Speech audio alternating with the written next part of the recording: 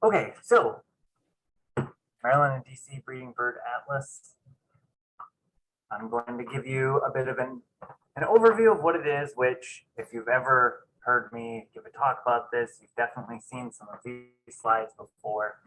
And then we'll get into some of what we should be looking ahead to this coming year. So Maryland and DC Breeding Bird Atlas is the third time that this project has been conducted in our region. An atlas is essentially a mapping project. You know, you have your world atlas and your road atlas, and you have your breeding bird atlas. So it maps where birds occur nesting in an area. And the goal is to document all of the breeding species within that region. In North America, that's usually a state or a province. In other places, it's often a country. And for us in particular, for this atlas, we're looking to document distribution, abundance, and timing for our breeding species. To do this, we have a grid that's overlaid across the region. So Maryland and DC, they're covered by this grid of about 1,300 3-by-3 mile blocks. And the idea is that observers go into every single one of those blocks and document as many species as they can find. It's an incredible undertaking. It involves tens of thousands of hours of effort. And these data are then used to document population changes for the birds, identify important bird areas, whether that's for a community of species, one particular species, and to identify species at risk. And so this is the third time that we've done it here in Maryland and DC. It's 5 years long, and it's typically repeated about every 20 years. And this is something that I think is really cool. This is a map of Maryland and DC, right? But I made this map using only checklist locations. So all that I did was I took the checklist locations that have been submitted to the Atlas portal, and I just plotted their latitude and longitude. And this is what came out. This is it's a perfect map of Maryland and DC. It's really, really neat. There's about 20,000 different locations, which in 2 years of data collection is just astounding. I really like this. So we use eBird to collect the data. Pretty much all of the data are collected through eBird. eBird is an online platform that is very popular with birders because it allows you to create a checklist of all of the birds that you saw during a particular outing. And it links it to the date and the time and the location. And ultimately what this means is that you're able to, for a project like us, you're able to get a very precise precise tracking of all of the birds that have been submitted over the course of your project. Now, to actually identify which checklists were submitted to the Atlas project, and not just, birding in general to eBird, we have what's called a portal. So this Atlas portal is basically a label that goes onto the checklist and says, hey, this checklist was submitted to the Maryland and DC Breeding Bird Atlas, and that means that the observer knew kind of what was expected when they were atlasing. They knew to stay within block boundaries and how to use breeding codes and that sort of thing. Other benefits of this is that it'll record your track, which you can see personally. And you can upload photos or recordings of the birds that you see. And importantly, for a project like this, you can go onto the website and you can view a map of the sightings. And I'm going to get a little bit into that later. If you've been involved with the project much so far, you've probably noticed some of the limitations with that map of sightings. And I'll discuss that in a little bit. So when we're going out to document breeding birds, we have to decide what is a breeding bird. There's lots of birds out there. Which ones are breeding, which ones are not. Obviously, if you find a nest, you know that it's breeding, but nests are hard to find because birds are good at hiding them. So instead we use bird behavior. And so there's a set of breeding codes that we use to classify a bird's behavior. There's 22 of them or something, and they classify behavior like a bird that's singing, or a bird that's displaying to a mate, or building a nest, or eggs in a nest.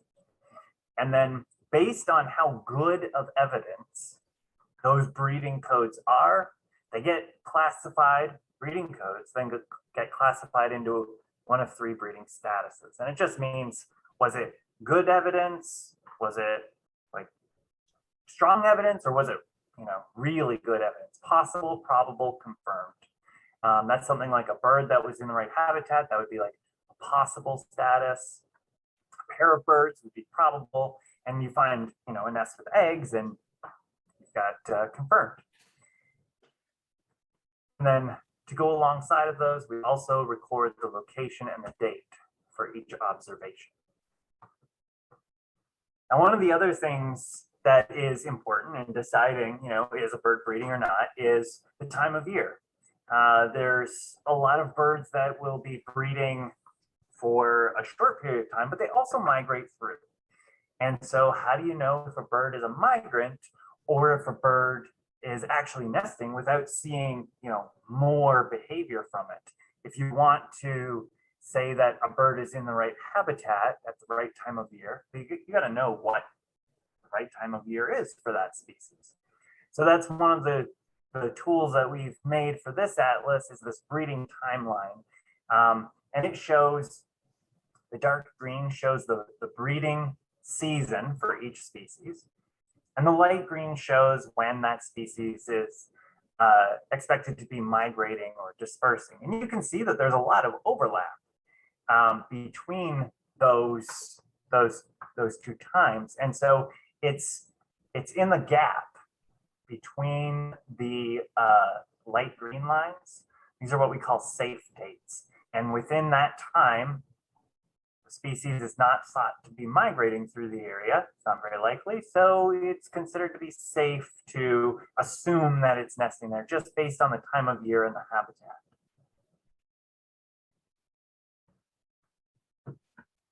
Now, the idea is that you go into every single one of these 1,302 blocks, right? And you try and identify as many breeding birds in each block as you can. So we have to have some sort of goal to know when the blocks are considered to be done. And so our targets for block completion are that a block should have about 70 species and 20 hours of effort. And 20 hours of effort is kind of when the return on the number of species that you find really starts to diminish. An hour of nocturnal effort is really important for finding birds like owls or rails, some of the species that are tough to find during the day. And then we don't want to have more than 25% of those possible codes. Those are the fairly weak codes that are really just relying on the time of year and the location of a bird rather than the bird's behavior itself. And we want to have at least 25% confirmed codes. And confirmed codes are really good ones, usually associated with finding a nest or the chicks of a bird. And then kind of more just descriptively, we want to see coverage in each kind of habitat in a block and observations across the whole breeding season. And this is kind of like a cumulative all breeding seasons for all birds. So, great horned owls, ravens, eagles, they're nesting now. Whereas goldfinches, they don't get going until mid to late summer. So we're looking to be able to find all of those species across the whole season. Now here's a map of our blocks in Maryland and DC, and these are ones that are the dark blue are potentially complete blocks. So these are ones that have met, as of right now, they've met those the quantitative criteria, all of the numbers, you know, the percentage of the codes, the number of species, the kind of things that we can really measure. And so each county in Maryland and DC has a coordinator. So the coordinators have all received this list of potential blocks, and they're evaluating them right now to see whether they meet those more qualitative descriptors. Have the atlasers gone into every habitat at all times of year? That kind of thing. There's a lot more blocks that are quite close to being complete, but not quite there. And one of the biggest holdups on that is nocturnal effort. So nocturnal effort it's pretty important for finding some of the more cryptic species. And so we're aiming to have an hour of nocturnal effort in each block, which is a lot, and that's a pretty big ask. But I think we can get there. It'll just take some effort, an hour of effort actually. And you can see that a lot of the effort that has gone into nocturnal stuff so far has been kind of in the really populated areas. Dorchester County is a bit of an oddball. This is really interesting that Dorchester has gotten such good nocturnal coverage so far. But most of the blocks don't have anything. Now this map, it shows the brighter blue shows more effort in a block, and it's been capped at 1 hour. So some of these blocks, it got 15 hours of nocturnal effort. But this map probably also looks different. If you've poked around on the Atlas website, there you can go to eBird and you can see a map of nocturnal effort, and it'll look a little bit different from this, a fair bit different actually. And the reason for that is that the Atlas has taken a more conservative approach with defining nocturnal effort.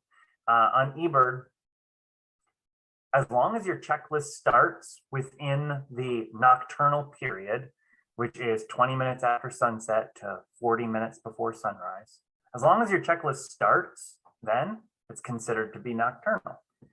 But what I noticed is that there's a lot of checklists that, because birders tend to be early risers, get out for the dawn chorus, that kind of thing. There's a lot of checklists that start just within the cutoff in the morning, and then the rest of the checklist is just regular morning birding. So you've got, say, a 2 or 3 hour long checklist, and only 5 minutes of it is within the nocturnal time. So that's not a very good representation of nocturnal birding. So we have a more strict definition now of what nocturnal effort is, and that means that the checklist just has to be contained within the nocturnal period, which just makes sense for what we're trying to measure. So it's unfortunate that this map doesn't line up with what you would go and look at on eBird, but it is what it is. So this is kind of showing the importance of nocturnal effort in finding more nocturnal species. So I just took the 3 most common owls, barred owl, great horned owl, and eastern screech owl. And I just took the average number of nocturnal hours in a block and plotted it against the number of owls that have been found in a block. So if you've got no owl species, then you don't really have much nocturnal effort. If you found 1 owl species, and it doesn't, not necessarily barred owl, but if you've got 1 owl species, then you've probably got, close to half an hour, and so on up until, 3 hours. You're looking at well over an hour, almost, an hour and a half of effort to get there. I did look at how this compares if you just, plot total block effort. And to find 2 or 3 owl species, it takes over 50 and almost 100 hours on average of effort to get there. So the nocturnal effort, basically, what I'm saying is really quite important for the Atlas project. Here's another way to look at kind of the big picture of how we're doing in Montgomery County towards getting blocks complete. So obviously there's a whole lot of block names down here, but it doesn't matter. These are just all the blocks in Montgomery County.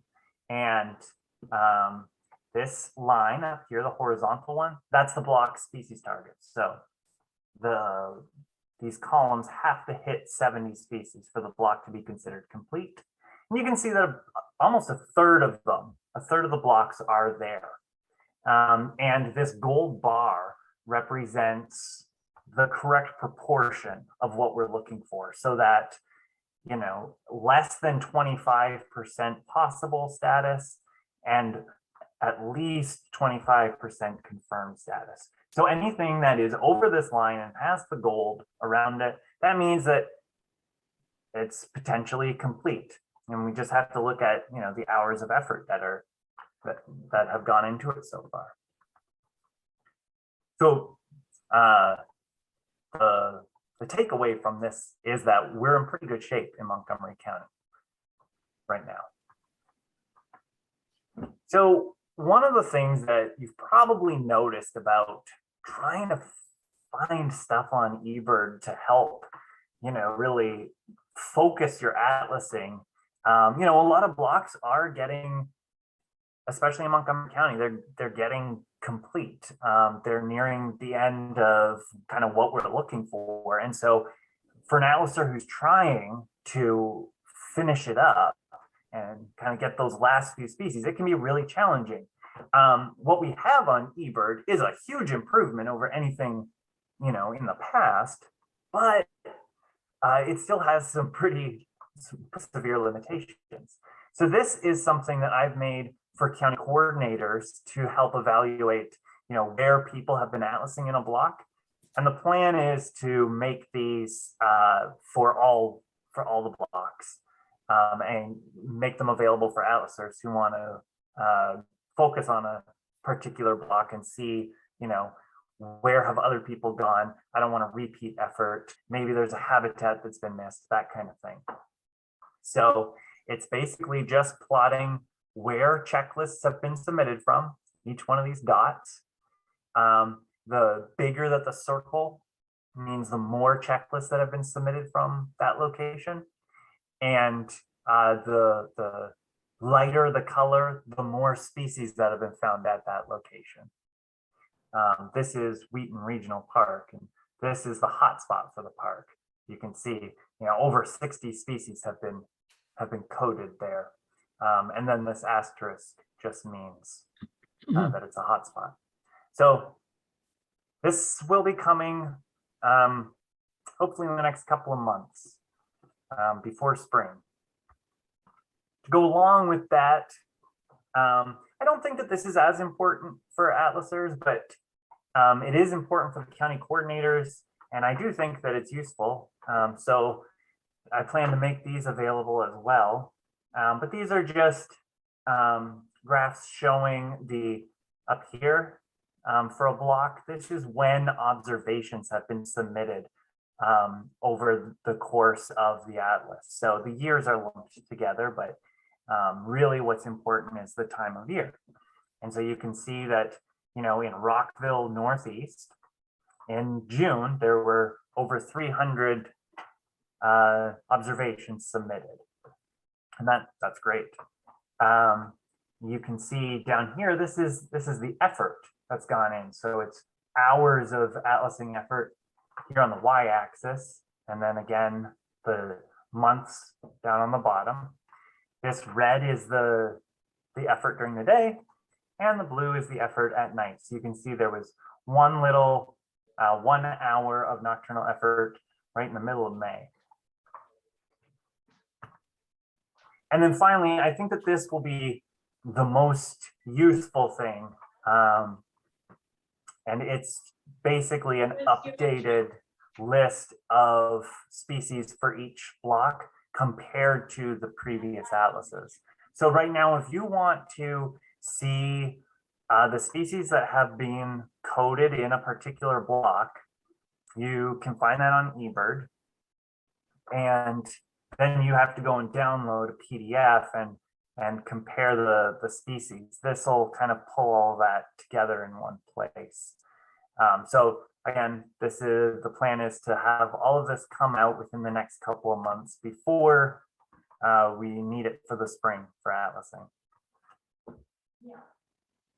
And this will also include, I should say, this will also include species that were only found in previous atlases and haven't been coded yet in this atlas. So we've kind of, we've really done an incredible job so far. Only 2 years of atlasing effort. We've got like 500,000 breeding codes in the data set. It's really quite something.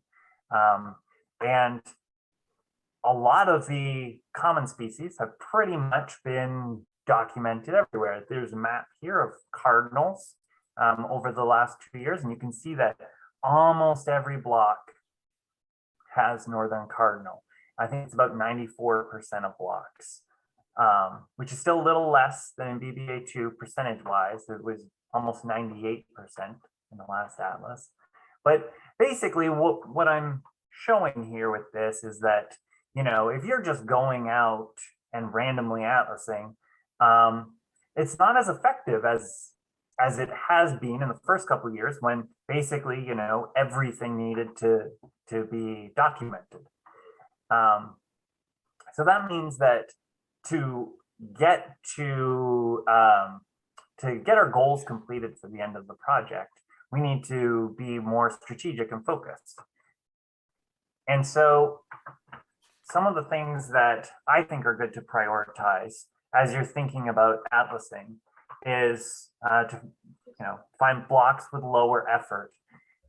Right now, that basically means in the Alleghenies or on the Eastern Shore and in Southern Maryland, definitely away from the population corridor of Maryland.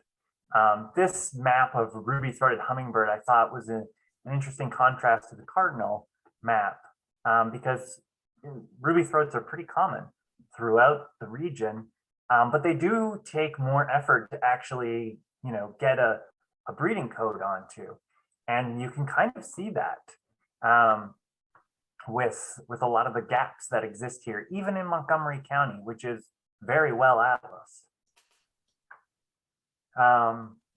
We should also be prioritizing possible species. Those are birds that we can get to at least probable status. In my mind, there's not a huge difference between probable and confirmed status. And so I don't think that we should spend a whole lot of time trying to get, you know, 60% of the birds in a block confirmed. Instead, make sure that you have more probables than possibles, and then you can move along to a different block. Species observed in the last atlas, but not in this atlas. This, of course, you know, you won't find everything as Scott was talking about at the start. You know, there have been some pretty big declines of birds, and a lot of habitat's been lost in the last 20 years, particularly for things like grassland songbirds. You know, there's issues with forest interior dwelling species in Maryland. And so, you know, some things just won't be there, but those past atlas lists give you something to go on. And so you can, I think it's especially helpful for seeing if any communities have been missed. So, you know, you can look at the past list of species and think, oh, Yeah, there's grasshopper sparrow in here. I don't have any grassland species in my block yet. Am I missing any grassland habitat? And then finally, nocturnal effort. Nocturnal effort is something that not everybody likes to do or is going to do, and that's okay. You do what you can, do what you want, but nocturnal effort is really important to having a good solid product at the end of the atlas. So Emily and Karen were talking to me. They're the county coordinators. They pretty much deal with everything Montgomery County for the atlas, and they were talking to me about how they wanted to come up with some sort of a like a buddy system for folks who maybe didn't feel comfortable atlasing at night on their own, but still wanted to give it a shot.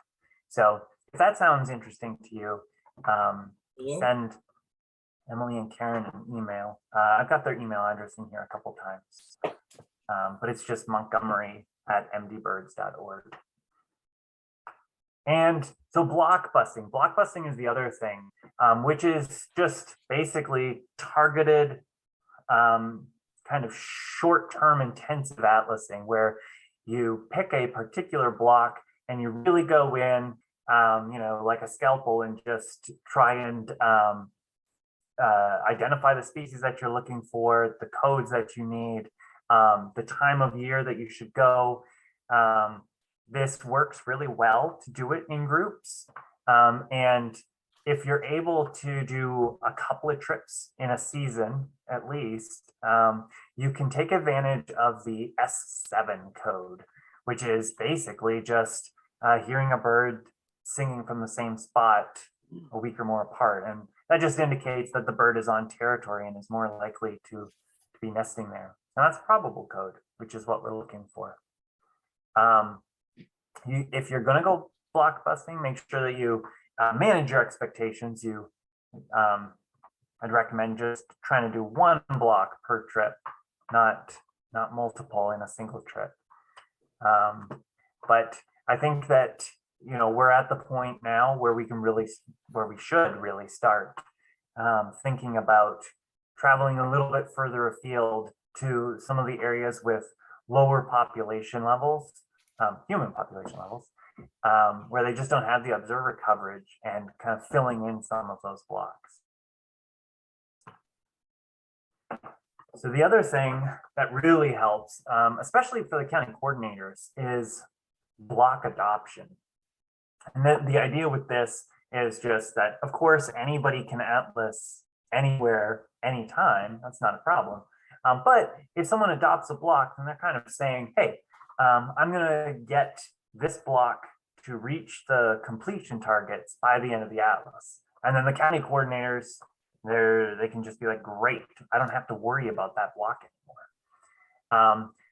Conversely, if a block is not adopted, then that says to the county coordinators, oh, this block, that may need a blockbusting trip. I may need to go, find someone to adopt it or do it myself. Kensington Center West right now, it's almost completed, but it doesn't have anyone who has adopted it yet. If you would like to adopt a block and just kind of clean it up a little bit, it's right there waiting for you. You can email Emily and Karen at montgomery@mdbirds.org about that. If you haven't adopted a block yet, I really would recommend it. It does help the county coordinators out quite a lot. And a lot of the blocks locally have been adopted already, which is, another reason why you should scoop Kensington CW up. But if you head just a little bit south or even across the bridge, there's plenty of blocks that haven't been adopted yet. Okay, so I'm going to show you a few effort figures for the atlas so far. And when I'm using atlas data in these figures, I'm pretty much always using data that meet this definition, which I call Atlas data. These are checklists that were submitted to the eBird Atlas portal, and they have to contain at least one breeding code or be nocturnal. If they don't have a breeding code, then they don't get counted in as Atlas data. They have undergone review, and they're just all of the data that I'm showing are up until August 31st of last year. So here's a figure. If you saw the talk last year, you saw this figure that's just been updated with new data. The blue is what I just defined as Atlas data. So this is the amount of effort that is Atlas data in each county. The red that's effort that has been submitted to the Atlas portal, but doesn't meet the definition. It doesn't have a check, or it doesn't have a breeding code, or it wasn't nocturnal. And you can see Montgomery County is far and away the leader in terms of effort, but the ratio is also pretty good in terms of Atlas data to non-Atlas data. And that's what I want to see as a coordinator, is kind of this low ratio, because it means that folks who are using the portal are actually, they're looking for breeding behavior while they're out. Here's how our effort looks distributed across the region. Up on the right here, this is Atlas or effort from the second Atlas. That was 2002 to 2006. So 5 years of data. And the scales they've been set to be the same. So they're capped at 100. So these two maps are comparable. Over the 5 years, the second Atlas documented about 61,000 hours of effort, but it should be kept in mind that there was a lot of effort that went undocumented. In this Atlas, because of the way that eBird works, basically every second of atlasing is accounted for. That was not the case in the last Atlas. So, I mean, you can see that in Worcester County, there's all kinds of blocks with very low effort, and that's just a recording thing. That doesn't mean that there was actually that little effort there. So just something to keep in mind. Even still, even though we have over the 5 year effort from BBA2, you can still see that we're more concentrated in this population corridor here. And basically it falls off at the fall line, which is really interesting. Up once you get into the mountains here. So these are the areas where we're going to want to be focusing over the next 3 years. It blows my mind that this year is the midpoint of the Atlas. I feel like I just got here. So this is another way to kind of look at it, which really shows where people are atlasing. This is the number of people in each block who've submitted a checklist in that block. And you can see that, I mean, I capped this at 25 so that you could actually see some of the color differences. Brighter blue means more people in a block. But there are some blocks with well over 100 unique observers, and they're pretty much all right in this population corridor, which certainly makes sense. But it also just goes to show that, in some of these other areas, the observers just aren't there to actually, get the kind of hours that we're getting up in here. So if we can spread our effort out, it'll help accomplish the statewide goals. Now this is kind of looking at effort from across the entire period from January 2020 until August 2021. The years aren't combined here. And this purple line, that's all of the data that were submitted to eBird for Maryland and DC. So nothing to do with the portal, that's just straight up eBird. You can see that there's a lot of effort going into eBird. And then down below it, teal line is everything that was submitted to the Atlas portal, and the yellow line is, what I define as atlasing data, that coded or nocturnal data. And so you can see that these yellow and teal lines follow each other pretty closely, which is what I want to see. Now, if you look just at birding effort, so if you plot 2020, which is the purple line here, and 2021, this is all the data that were submitted to eBird.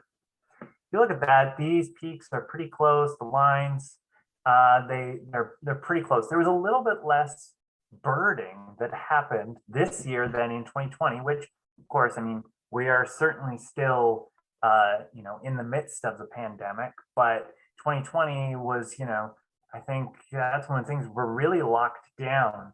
And it's interesting to see that there was more birding that happened in Maryland and DC in 2020 than this past year. So what about atlasing? Did that trend carry over as well? Yeah, it did. But the difference is bigger. There was less atlasing that happened in 2021 than in 2020. And if you look at that effort, instead of in hours, in the number of breeding codes that were submitted, you can see that the peaks were quite a bit smaller in 2021. So it wasn't a result of, people becoming more efficient or anything. There was literally less atlasing that happened. So this is the number of observations per year that were submitted in the second atlas. And, this was their second year, and you can see it kind of followed a similar trend, which is interesting. But take a look at the third year and how much it dipped down. To me, I don't want to see this next year. I don't want to be back here, talking about how we only had a couple thousand observations submitted. So I don't think that'll happen. But I'd certainly like to see, we're at the midpoint of the atlas, and instead of kind of feeling, just kind of getting, the novelty has worn off, but we're not yet at the point where we can see the light at the end of the tunnel. I hope that we get out there and really mop up a lot of the nearly complete blocks and spread that effort out a little bit. So here is a map that shows for the second atlas where species were found across Maryland and DC. The brighter the block, the more species that were found there. You can see overall it's pretty even in the second atlas. Not so much right now in the third atlas. And that's not unexpected. We've only had 2 years of data collection, and most of the effort, or a good chunk of the effort, has been focused kind of in just this corridor here. So as we see more effort go out into other areas, we'll see more species be coded as well. Now this is Montgomery County and the blocks that are associated with the county. This is showing the species turnover between the second atlas and the third atlas. So this is so for each block, I took the species lists from the second atlas and the species list from the third atlas, and I filtered it down so that I only had the species that were different. And so this shows either the gain in new species in BBA3 for that block, or the loss of species. So this isn't a species richness. This doesn't show the total number. This shows, if a yellow warbler wasn't found in BBA3, but it was in BBA2, then that would be a -1. You can kind of think of it like if you go to a restaurant and there's 5 waiters there, and you come back a week later and there's still 5 waiters there, but all the waiters are different people. If I was mapping those, that would be -5 on this map. That's kind of how to look at it. And so basically what this means, it doesn't necessarily mean that there was a decline, because of course we're only 2 years into a 5-year effort. But you can see that in areas with lower effort, like out here in Western Montgomery County, right? You are seeing a lot fewer species recorded in BBA3 that were recorded in BBA2. And the opposite effect in the eastern part of the county, where a lot more of the effort has happened. But what is interesting is kind of here down in the south central area, where there was still a lot of effort that has gone in, but we're seeing a number of species that were in BBA2 not in BBA3 so far. So we think, okay, well, what are those species that that aren't showing up? There's some that are not surprising. So this is these are the top 10 bird species in Montgomery County that changed in the number of blocks that they were found in from one atlas to the next. All negative declines here. This is the bottom. And there's some that I don't think anybody's too surprised about, like Veery. There's fewer Veery around. I think that's everybody's impression. But there's other things that are maybe a little bit more surprising. Eastern screech owl is one of the top ones here, and this is probably due to just low effort. They're one of the species that you're more likely to find if you're out there at night. Ruby-throated hummingbird, you'll notice, is on here, and yellow warbler. I thought that yellow warbler was really interesting. I'm curious to hear from anybody who has more information on that one, because that one, I wasn't expecting that one. Now, new breeding species for the county, common raven. Man, common ravens were reported all over the place, and almost half the blocks had breeding codes for common raven. But this was the only block with a nest that was confirmed in the county. I suspect that there's a couple others, but none were actually identified. And then, of course, the Mississippi kite. That was super exciting. Only the second record for the state and first for the county. It was nesting in an elementary school. Not in the school, it was nesting in a tree by the school. For the state, Maryland and DC in the last 2 years has added 3 new breeding species, white ibis, and then trumpeter swan and Eurasian collared dove, both this year. And new to the atlas, they had been recorded breeding in the state earlier, but never on a previous breeding bird atlas. The Mississippi kite, merlin, and sandhill crane.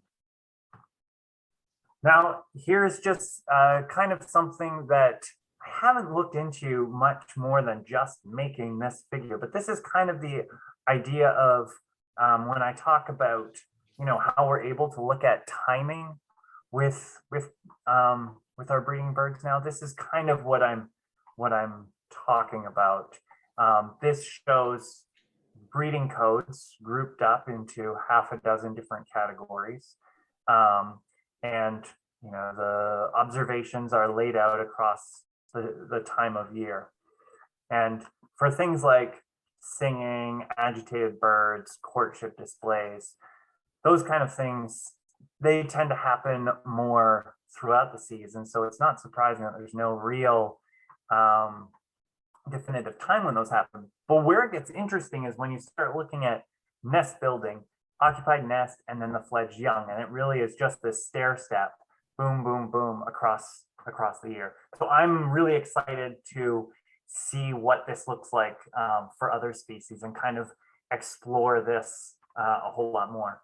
One of the other things that we're able to do with that sort of timings thing is this is a figure of American goldfinch fledgling detections. The red dots here are fledged young, And the teal dots are observations of feeding young. And so the fledged young code can be a little bit tricky because sometimes it's hard to know, is that a recently fledged bird, or has it been independent from its parents for a while? And so one of the ways that we can kind of check that to see if there's any that are really late or really early is to compare it with when feeding young codes are being reported. And you can see that generally speaking, the fledged young codes for goldfinches are reported at about the same time as the feeding young codes, which indicates that this is pretty legitimate. Now this blue vertical line here, this is the safe date. So this is the last date when you can assume that a goldfinch that you see is nesting. After that, they might be migrating through the area, but you'll see that there's still quite a number of fledglings. In fact, they peak in around mid-September. And so that means that you can definitely still be atlasing past the end of safe dates. You just need to be more conscientious about your use of breeding codes and be certain that the behavior that you're seeing is representative of that local breeding. So if you saw an adult feeding young or a young begging from its parents, you could absolutely code that even, well into October. So if you want to get involved, basically all that you have to do is watch birds for breeding behavior and submit those checklists to the Atlas portal on eBird. I'd really encourage you, if you haven't already, to think about adopting a block, whether it's locally or maybe a little further afield. And if you want more specifics, there's lots of information on the Atlas website, which is here, ebird.org/atlasmddc. That's the portal online. And then if you have any difficulties or are wondering about things, you can email Emily and Karen at montgomery@mdbirds.org. They're very helpful. And that's all that I've got. Thanks very much. Out and sit in your car, sit out out in the middle of the night, and you don't hear anything. And then how do you enter that hour of effort if you have no bird on your checklist? Or does that never happen? I don't know. That's a great question. It happens all the time, especially at night. Happened to watch 90 minutes. And so what you should do is start your checklist and submit it as normal, even with 0 species. The thing to know about that is that won't actually really show up because it has 0 observations. It's a weird little like kink in the system. I have to get a special download of all the 0 observation checklists and add those to our total. Interesting. So are we going to have groups going together at night? Karen, Emily, are you organizing something? I would organize it if anyone wants to do it. So get Sure. in touch. Sure. Okay, we'll be in touch. Show yourself, Emily, so everyone can see you. You can see Karen. I don't know if everyone, our images are on 2 different screens. So hi, Emily, and I can see where I see Emily and Karen, but everyone has a different view of the participants. But anyway, so great. Okay. And we can do some, what do you call it? Blockbusting.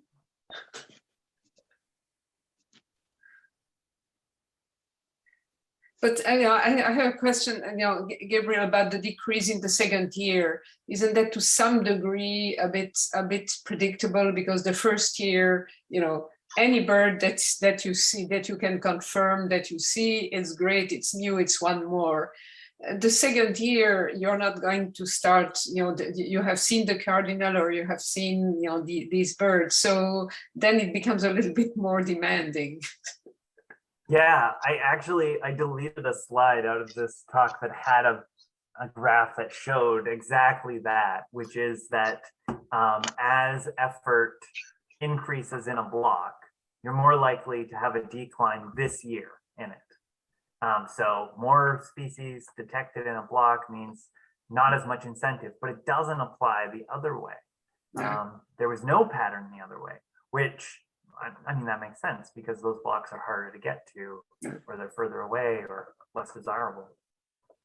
But actually, does it make a difference? I mean, for the atlas at the end, it should make a difference whether a bird has been confirmed each of the 5 years, or only maybe the first year or the third year or something like that. It's more of a confirmation if you see it every year. It's a question of abundance of the bird, obviously, but nevertheless, it's yeah. Yeah, the big thing where repeat coding really helps out is with that timing aspect. Mm-hmm. That's something that was never able to be done before because you pretty much just submitted one code a year for each species in each block.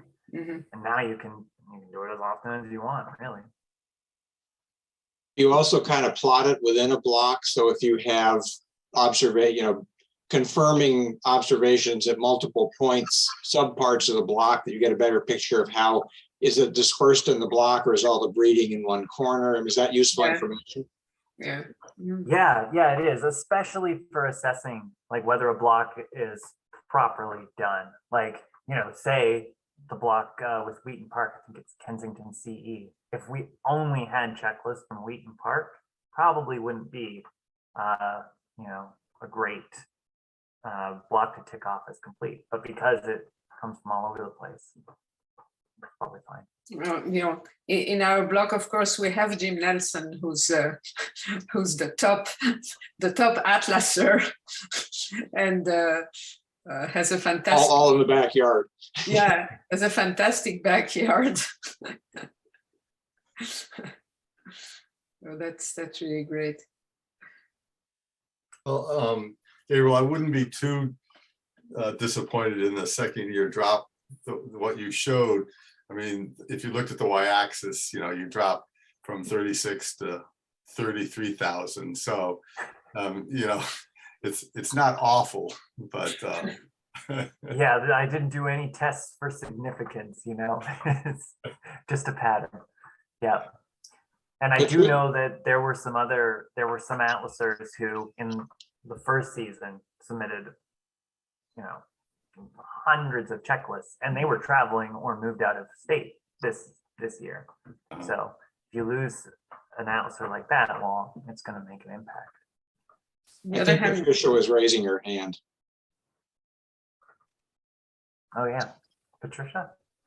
Yeah, I was just having a thought when you were talking about the nocturnal birding, and I'm remembering what I and the person that had the southern half of Rock Creek Park in our blocks did. And actually, for credit, she set it up. But we got she got hold of the park ranger that she knew. And the park ranger took us on a tour through the park, like, in the wee hours, playing tapes and doing all that kind of thing, stopping at good places. And actually, that would be required. In a lot of places, you're not supposed to be there after dark, especially late. So I just wanted to throw out the idea. I think a lot of people would be more comfortable if they were with the park ranger, and the other person set it up herself. But maybe anybody could do it, but maybe the Atlas folks like you could help with doing it if they ran into troubles, if they, called someplace and needed backup. Is that possible? Yeah. I'm happy to be of as much help as possible. One thing that is worth mentioning along those lines is that we do have a memorandum of understanding with the Maryland Park Service. And so we're able to atlas at night in parks as long as we set it up in advance with the park ranger. So there's some discussion that's involved there, but that has been discussed at least. So they should be aware of the project. Yeah. I did not know that, and I've been atlasing, so I'm wondering if that's a message that should get out there somehow to every potential atlaser to know that that exists. Yeah, yeah. Would also help to know who to contact. I have a permit Absolutely. I have a permit to go into the parks at night and play tapes, but it has nothing to do with the Atlas, but it's for a different project. But, you know, the people who do the bird studies in Montgomery County parks, I'm not sure whether they're the ones to contact or not. I mean, they're not rangers, they're the scientists, biologists. Yeah, I mean, what I was talking about was just for the state parks, not for the county parks, but Yeah, well, the county parks are mostly where we are, so it might be a good idea for someone, our coordinators, to speak to the county parks and see about getting some kind of a situation where we could say, well, we're going to be atlasing in, you know, Wheaton Regional Park, and let the police know so they don't haul us off in the patio. Yeah. Also to find out from those scientists, hey, are you putting those reading birds into the Atlas portal, please? Yeah, well, they're actually doing, they're not looking at breeding birds, they're doing, there's a big study in the parks to look at species that are present and what feeding guild they're in, whether they're gleaners or whatever, and what can be done to improve habitat for some of the species. So, I mean, I'm one of the volunteers on that, and they're looking for more volunteers, and I can let people know about it later, not tonight. We can put it in the chat. But yeah. I actually, Gail, Jim was contacted by someone from the Montgomery County Parks, and they were trying to recruit a volunteer for a certain amount of birding to count birds in different parks. And I'm going to send to put that in a MailChimp with a link pretty soon. yeah, that's the project I'm on. They're trying to get more people so they can do all the parks in the county. Okay. Gail, are they out there at night too? No, this is a different project that I'm on. But I mean, it doesn't apply to birds that are night birds, so they're not out there doing it at night. No, it's a point count thing where you do it in a particular time of year and you do it within a particular time period, and you have points that they set up for you on a grid, and you go to that point and you listen for birds or look for birds. Okay. Now, just wondering if they were, you know, including some things that would get them out there at night, and then they would have a few owls or whatever. But not in this case. Now mine's an owl thing.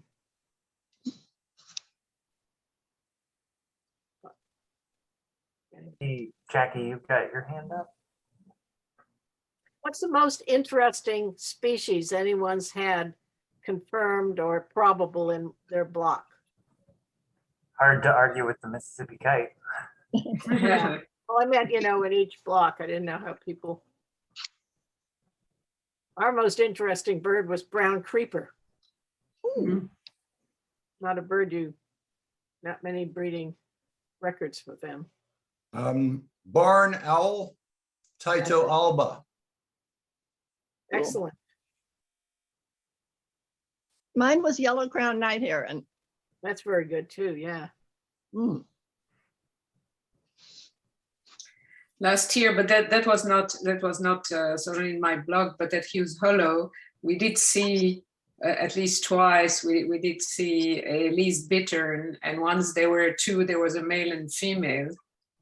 For me, just to see one was a lifer, and then to have the two of them was really exciting. I don't think Jackie got a chance to ask her question. Yes. I was just going to volunteer to help make that connection with Montgomery Parks, since I work for Parks, and A lot of what they're gonna probably want is just to have a staff person present at the time that you're doing your nocturnal survey, and I can also volunteer to be that staff person. So whenever you reach, want to make that effort to reach out, that I know who we would contact and we can talk about some options. So That's great. That's super. Do you want to email Emily and Karen? You have their email, right? That's awesome. Thanks so much, Jackie.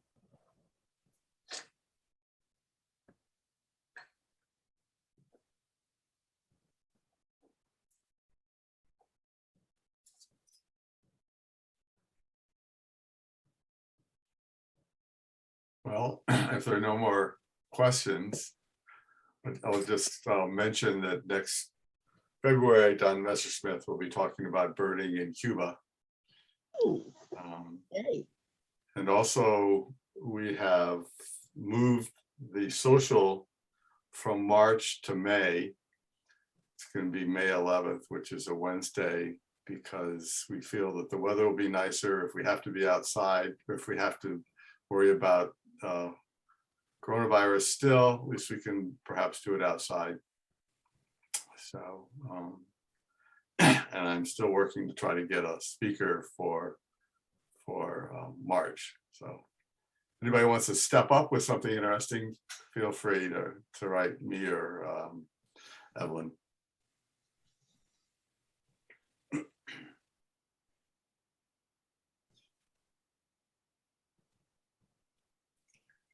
Okay, so any more questions?